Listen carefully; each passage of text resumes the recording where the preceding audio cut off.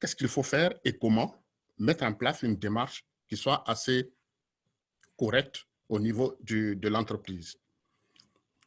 Dans un premier temps, il faut bien connaître son entreprise. Connaître l'entreprise, c'est sa taille. Il y a eu une étude au Canada qui avait montré que, en fait, les accidents de travail étaient à plus de 75% dans les PME, les petites et moyennes entreprises, c'est-à-dire les entreprises de petite taille. Et cela pouvait se comprendre parce qu'eux sont petits, ils n'investissent pas forcément dans les aspects protection, santé et autres de leurs employés. Donc, la taille, elle est assez importante. Les activités, on voit ici, ce monsieur, par exemple, qui est en train de... Il coupe, il fait de la coupe, il va faire probablement de la soudure ou autre, et il n'a aucune protection. Même pas de gants, pas de lunettes, pas de casque, rien. Donc, si on connaît son activité, on sait ce qu'on doit faire, on doit aussi pourra être en mesure de prévoir qu'est-ce qu'il faut mettre en face. Ensuite, les équipements, quel type de machine on utilise, c'est ça qui permet de connaître un peu son entreprise. Après l'entreprise, il faut connaître aussi son personnel, parce que chaque employé est un individu social. C'est aussi un individu administratif et c'est encore un individu biologique. Qu'est-ce qu'il fait, avec qui, où et quand? Et toutes ces activités s'entremêlent. Ils ont des contraintes.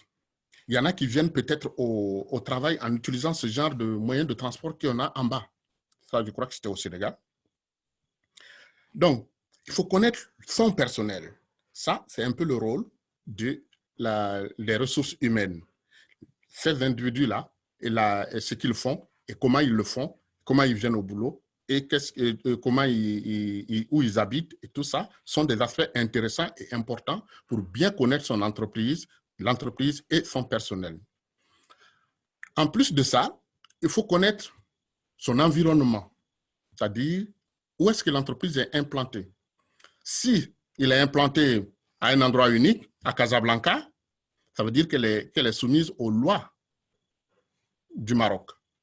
Et dans les lois du Maroc, il y a certainement des parties qui concernent l'entreprise, la responsabilité sociétale de l'entreprise et la responsabilité de l'entreprise vis-à-vis de la santé et de la sécurité de ses employés. Ces lois probablement existent. Donc l'entreprise, en connaissant son implantation, doit déjà, dans un premier temps, connaître les lois qui s'imposent à elle. Il existe, selon le secteur de métier, selon l'activité qui est menée, une éthique qui, effectivement, est adaptée localement à chaque endroit. Cette éthique qui concerne à la fois la profession, mais aussi l'endroit où est implanté. Ces éléments doivent être prioritairement suivis à la lettre pour être conformes à la loi, être conformes à l'endroit où on s'implante. Mais aujourd'hui, les entreprises sont des multinationales. En Afrique, on a beaucoup plus de PME, mais on commence aussi, nous, à être des multinationales. Et j'espère que ça va venir, parce qu'on a de quoi faire, on a des choses à prouver. À ce moment, dès qu'on est une multinationale, ce n'est plus la loi d'un seul pays, mais c'est la loi de plusieurs pays. Et il va exister plusieurs réglementations, plusieurs éthiques à respecter, parce qu'on va se retrouver confronté à différents secteurs. Donc, connaître son entreprise, connaître les contraintes de son implantation.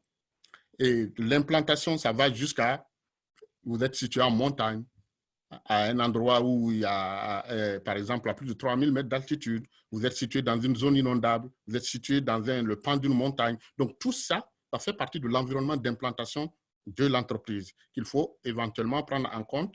Et quand on a bien exploité ça, on pourra éventuellement agir. Donc, on se retrouve, on pense qu'on a une entreprise à Casablanca, mais on voit que rapidement, l'employé de Casablanca peut se retrouver à Pékin, le lendemain à Tokyo, le surlendemain, il est au Pérou. Donc, toutes les entreprises, tout s'entrecroise. Et finalement, la zone d'implantation, elle devient très étendue. Et le monde entier devient le terrain de l'entreprise. Alors, comment on va gérer tout ça? Surtout qu'aujourd'hui, avec en plus le Covid, il y a le télétravail. Et l'employé qui est en train de télétravailler, comme moi, je suis en train de faire cette conférence, on ne sait pas où je suis. Donc, comment me suivre? Comment être sûr que je suis en bonne santé? C'est tout ça, ça revient maintenant rejoindre et étendre les difficultés et le terrain d'action de tout ce qui est santé et sécurité pour le travailleur. Par rapport à ça, ça permet, une fois qu'on a évalué tout ça, d'identifier les risques liés au travail, les risques liés à la localisation et à l'environnement où on se trouve. Il y en a qui prennent des risques démesurés, comme ce jeune homme-là, qui risque d'avoir des problèmes. Identifier les risques qui sont liés à l'activité, comme le soudeur qu'on a vu tout à l'heure, qui manipule une scie électrique sans gants. Ça veut dire qu'on n'a pas, sur son activité, on n'a pas prévu toute la protection qu'il lui faudrait.